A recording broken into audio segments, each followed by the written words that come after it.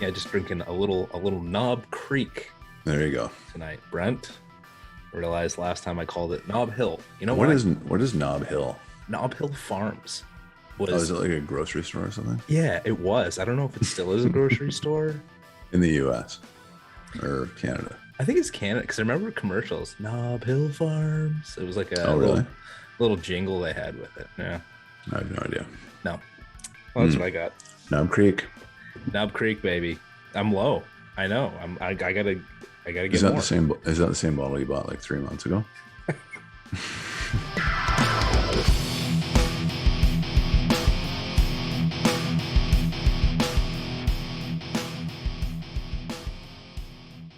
Happy Thursday, my friend. We're back. Happy Thursday to you.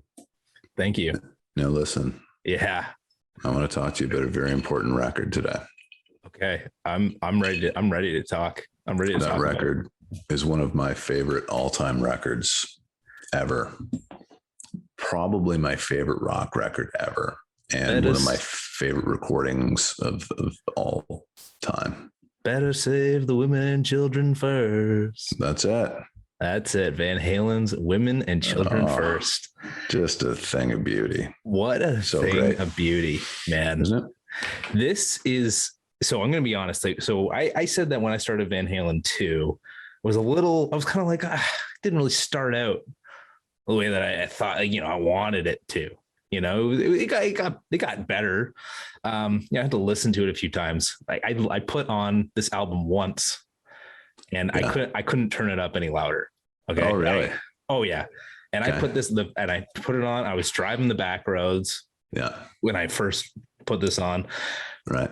Fired up in the Cradle will rock and what a way to start an album. Right. Dun, dun, dun, dun, dun, dun, dun, dun. Oh man, it got me so excited for the rest, for the entire album. And then the whole thing never disappointed. So this is fantastic. I'm so glad. It's, this record has a sentimental value for me. Okay. The first time I heard it, I was either 11 or 12. And up until then, rock was kind of like, I'd listen to the Bay City Rollers and I'd listen to Kiss and stuff like that. But everything was like very kind of conventional, right? So it was like, Be My Baby and I Love You and all that. And even Kiss was kind of formulaic in that way, right? This was the first time that rock and roll presented kind of that element of danger. I felt like I really was hearing like real rock and roll proper when I heard this record. And this is the first Van Halen record I'd ever heard. I have so much to say about it. Like, I can't wait to get into it. 1980? 80. Yeah. Same as Back in Black, same record, or same year that Back in Black came out. Yeah. And it's interesting you say that because I was just reading a little book behind me there. Oh, that looks familiar. Yeah. I was just reading a little book. No, that's not a bunch of people giving the finger. They're going to rock on. It's kind of hard to tell, I think, at the camera. One of them is. Yeah, that's it. A little book written called No Sleep Till Sudbury by a man named Brent Jensen. And, you wrote in there about how, AC/DC and Back in Black and anything coming from AC/DC, it wasn't like you weren't expecting their Stairway to Heaven, right? You knew with AC/DC what you were getting. Mm-hmm. And obviously Van Halen is a little more adept musically, I would say. Mm-hmm. But I realized in listening to this that like I love what I get from Van Halen after listening to the first 2 records and the third record. Like I'm not really expecting much different, but I know that I'm getting, but I know what I want to hear is more Van Halen. It's like more songs that like have Eddie's guitar sound, like and you mentioned how like, Angus Young, he's got his sound, and now anybody can go out and buy the Angus Young pedal. Anybody can go buy a Van Halen pedal, right? To sound like Van Halen. These guys have their own sound, and that's what you go to these records for, because like, and again, this album is fantastic. This so far is the best Van Halen record totally of the 3 that I've listened to. I totally agree. But I was like, I just want more Van Halen, and it doesn't have to be different. I just want more songs like these that I can rock out to. I can be like, man, what's Eddie going to do today? How is he going to make the solo sound incredible with the rest of the song? So, it was interesting that I had happened to read that in your book at the time I was listening to it. And because I was just like, yeah, that's how I feel about Van Halen. This is, I don't need anything too out of the ordinary from them, because what they're going to do next is awesome. Yes. End of rant. And it really was, right. This record, in my opinion, is their rocks. If we're talking about Aerosmith, like it's their peak. Right. They were at the height of their powers again. Like this was just, Fair Warning came out after this, it was a little bit dark. The band wasn't getting along very well. Diver Down was, I love the album.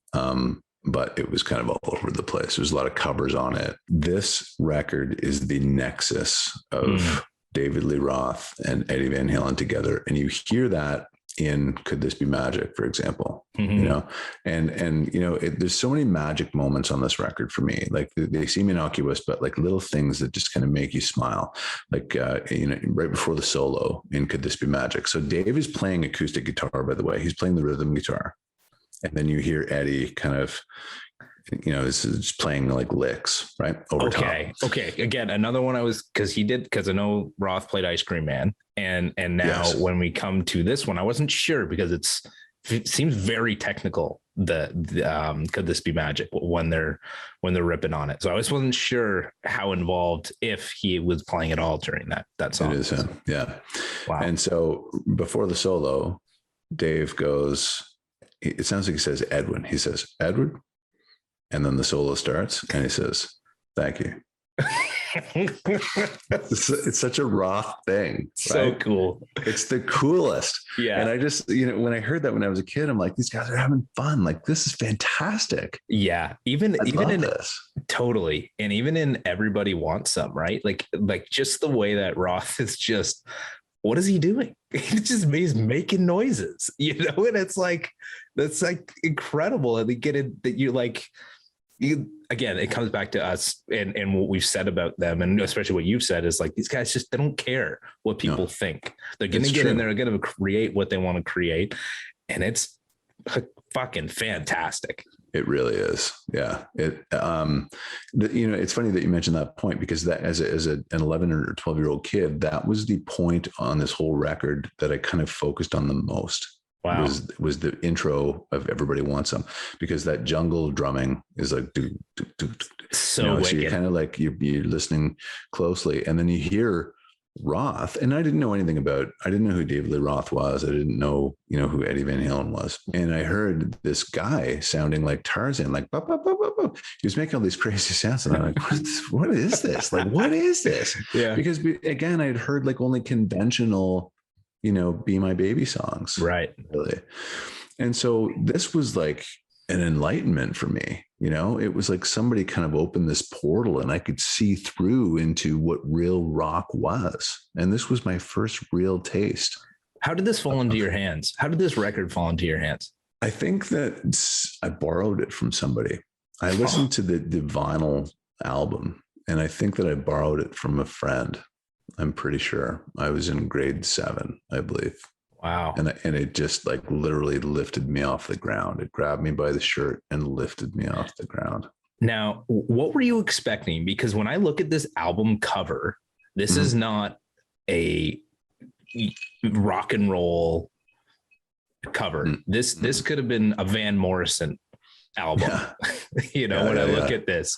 So what were you expecting when you saw that? Did you know what Van Halen were capable of at the time? No, I didn't. I don't know what to make of the album cover. I mean, they look cool, right? Like, but kind of kitschy at the same time. Like Roth has leggings on or something, Yeah. I think he's got like these things on his legs. Well, it's inset on this green background, and Van Halen is in this like Times New Roman font.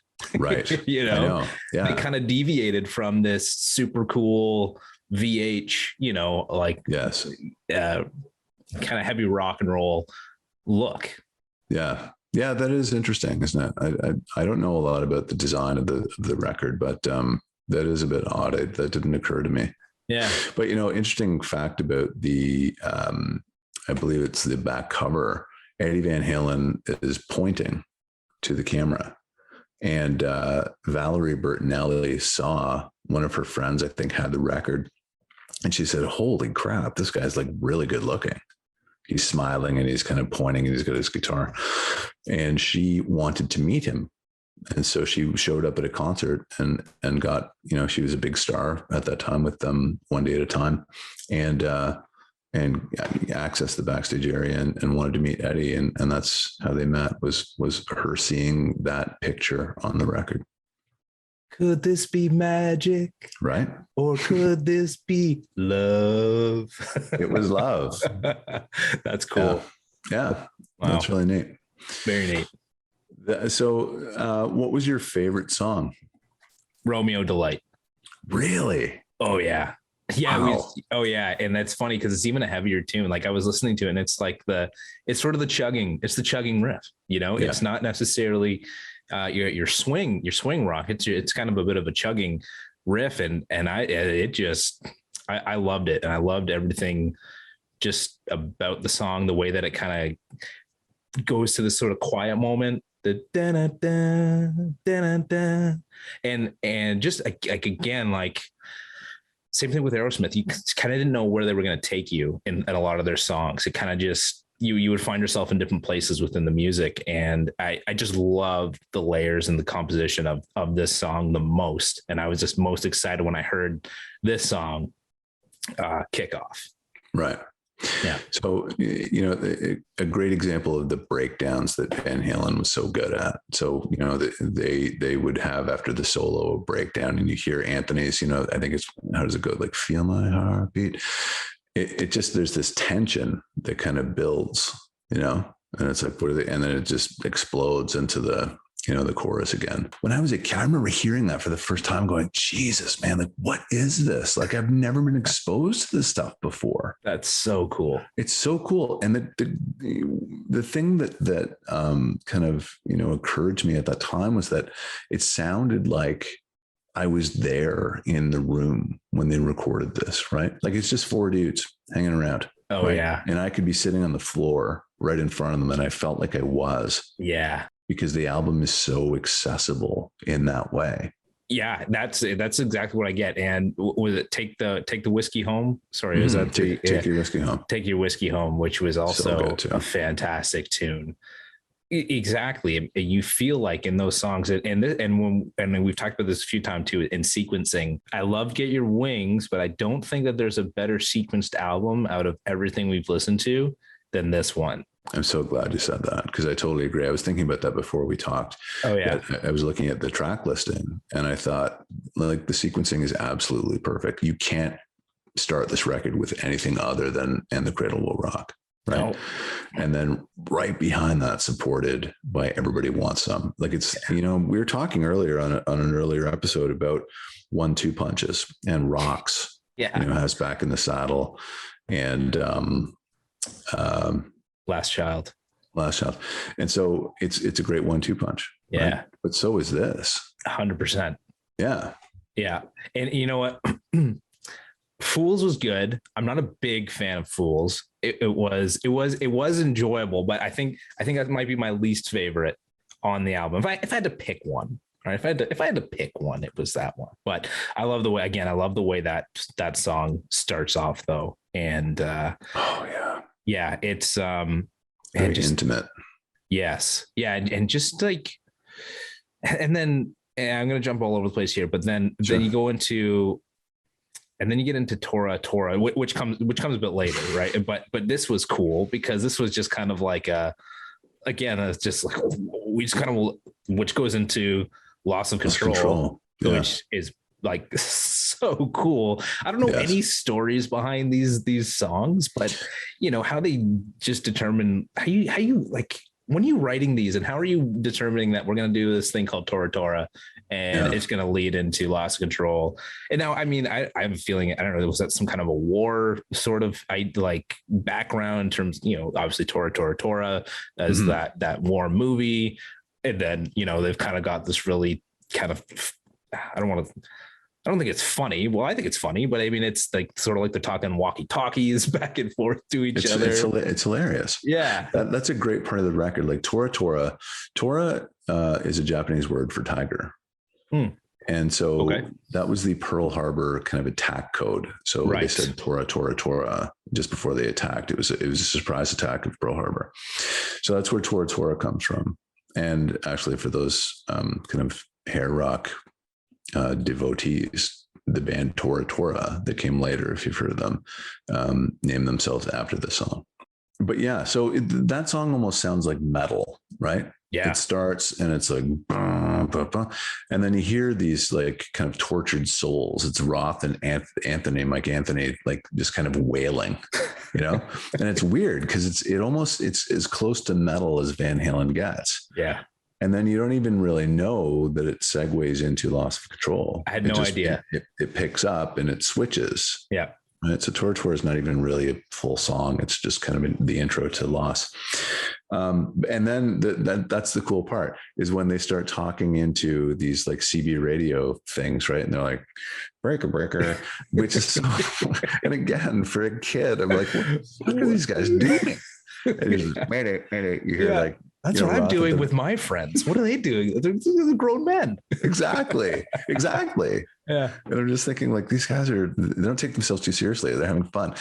This is a band of guys who are just having a good time. So the Roth always has these very kind of famous breakdowns where, he just, it's a Rothism, right? Like, I love the way the line runs up the back of the stockings.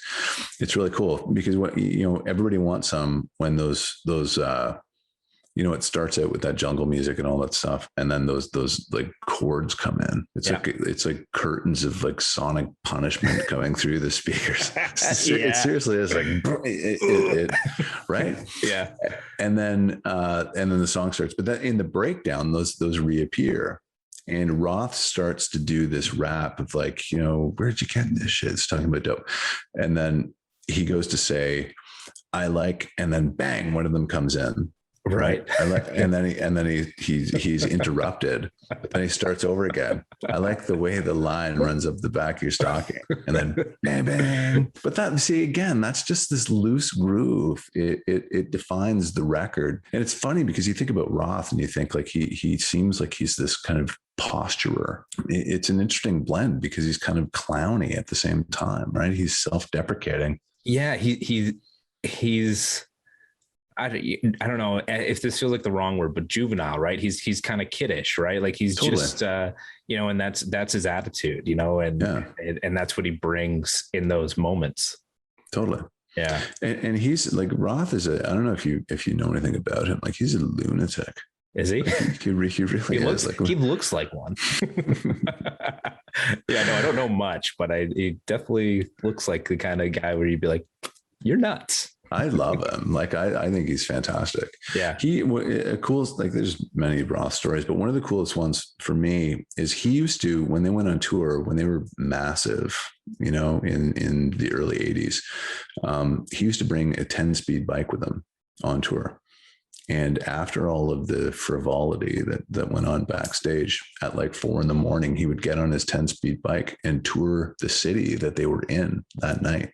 Yeah, I have heard that story. I've heard that story. That's what he would do. He'd get on and just ride because nobody would be out. He wanted to interpret the city the way that he wanted to interpret it without any influence from its inhabitants. Like he kind of wanted to just appreciate the architecture and everything else.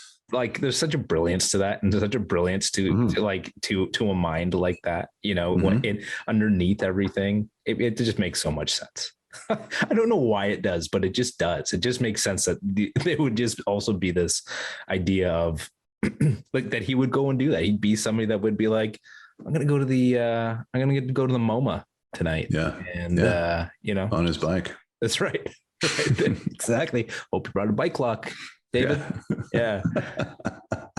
Now, To my understanding too, this was the album where we first started introduced to the keyboard from Eddie.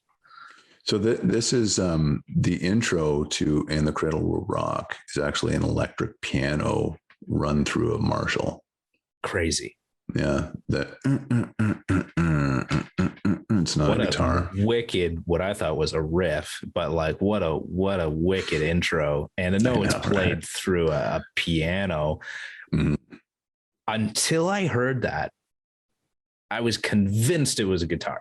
And now when I hear it, I'm like, that feels pretty. I feel the, I guess, rigidity now of a keyboard, but it still sounds incredible. Eddie was a tinkerer. You know, he would fool around with instruments. He would take them apart, put them back together again, and change the tones of them, and fool around with things and plug this into that. And he got some crazy sounds out of that. And yet another example of Ted Templeman coming in, hearing something Eddie was doing and going, "What's that?" Yeah. And then hitting record.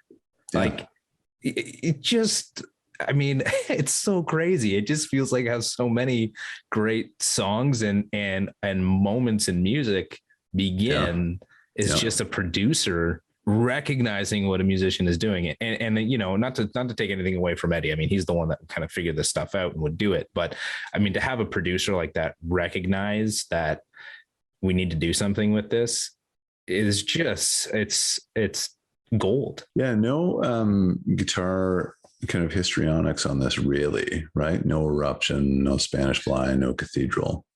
Just flat out rock record. Correct. Yeah, it was. But you know what? If you ask me, like the way that Could This Be Magic is played is almost like an ode to Spanish Fly in a way. I mean, it feels like it was played on a guitar that was played by a minstrel in the War of 1812, and then like, you know, hung up on a wall for 100 years, and then like, you know, somehow Eddie got it, and he's just kind of playing this like slinky stringed, you know, acoustic with like just beat the shit. It sounds so incredible. And you know what I was thinking about that? I was like, man, there is a vulnerability in getting in there and playing something that's not 100%. It's still kind of like, you know, hitting some strings and like still sounds good. I mean, it's Eddie Van Halen, but you know, it's professionally sloppy, I guess, but it's still a bit sloppy, you know? And I feel like there's something that can be taken away from that today in today's music as this idea of, guys, we don't have to be perfect. Yeah. Well, which is great. Oh, right? It is. No, it's perfect. I like that. I told you that story about Jan Van Halen. You may have heard it on the podcast where they, on the Diver Down record, they invited their dad, Jan, to play clarinet on Big Bad Bill Swooble now, right? Yeah. It's just, so the bottom line basically is that he was very nervous, you know, and the Van Halen boys, this is their 5th time around, and they were like, Dad, just knock it out, you know, and he kept screwing up. And then he said, guys, like, I can't do this because I keep making mistakes because I'm too nervous and it doesn't sound good. And Eddie stopped and said, Dad, the mistakes are what make the music good and real. But it's so true. I just got chills, man. Like that is like the coolest thing. Like that's just the coolest thing. Don't care what anybody says. That's the coolest thing ever. That's Van Halen in a nutshell. Yeah, and for them to end on In a Simple Rhyme is probably one of the best concluding songs that I've heard on the albums we've listened to so far. Like great way to send off, and just one more of those we don't care moments. How the last 20 seconds, it's, I don't know what happens. It just kicks into some like it goes heavy rock. Like, oh, you know what that is? No, so what is that? It's called growth. This is really interesting. So when I had that initial album, I listened to it on vinyl first, then I went out and bought the cassette. And when I brought the cassette home, growth was not on there. So I didn't hear growth until 20 or 25 years after. It was not on, and I still have that cassette. And Growth is not on there. So Growth was this weird thing that it was almost like an experiment. So what they wanted to do is it's just like, I think it's only like 12 seconds long or 13 seconds long. So dun, dun, dun, dun, so this weird instrumental, right? So what they wanted to do apparently was that was going to be the introduction to the next record. And that instrumental was going to continue on what would be Fair Warning, their next album. So it was the beginning of a song that was going to be featured on the next record. It didn't work out that way. And I don't know why. Nobody really does. But that was supposed to be the intro to the first song on Fair Warning. Holy smokes. It's called Growth. Yeah. Wow. It's not credited on the record anywhere. No, well, I think it didn't appear on my initial copy of the cassette. I have the cassette in a room over here, and it's not on there. You got to bring these, Brent. You got to, when we talk about these, you got to have the physical. You got to have it there. I want to see that you have it. Okay. I want to believe that you've got it. No, I believe you got it. Right, I believe there. Yeah. Do Roth and Michael Anthony write every song, at least lyrically?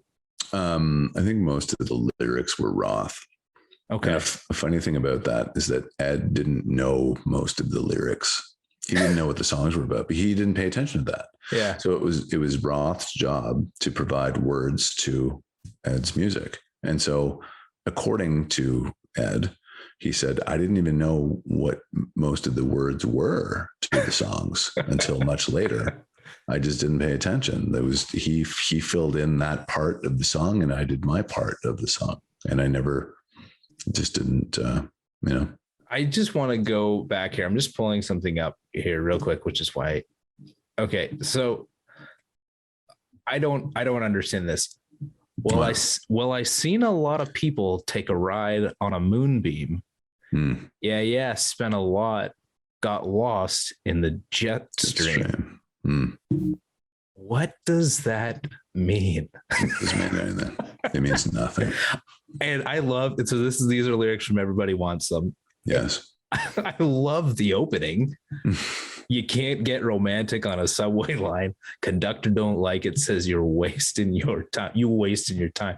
I think that's great. I'm like, yeah, it's just a rock and roll song, right? And like Everybody Wants Some, I think it's rock and roll. That's what everybody wants, right? Yeah. I love that opening line of this song. Roth is just in his own world, almost like Halford. Rob Halford from Judas Priest makes up his own words to fit the kind of verse, right? Did not know that. Yeah, on British Steel, he does that, and you can hear him very clearly, and you think like that's not a word. Wow. But he does it several times, and he admits it. He just makes up the word to sound like it should to fit the song. Like it works, eh? Yeah. It's so bizarre, but it works. So you got this album on cassette. Did you listen to it on vinyl first, or did you get it from? I listened to it on vinyl first, and then I ran out and got it on cassette and played it over. And I'm surprised it still exists because I just like played the crap out of it since I was 12 years old. So for more than 40 years, I've been listening to this record. So you're 12 when this comes out. What are you're listening to? You said Kiss and what, Bay City Rollers at the time. So when I was in grade 2, I was a Bay City Rollers fan, right? And then, when I was in maybe grade 6, I found out about Kiss and got into them because it was a natural progression, right? Like it was, they were like comic book heroes, and the music was a little heavier, and the sensation was a little stronger. How many people around you were listening to this? Not many. Everybody was listening to, stuff like Loverboy and Aldo Nova and,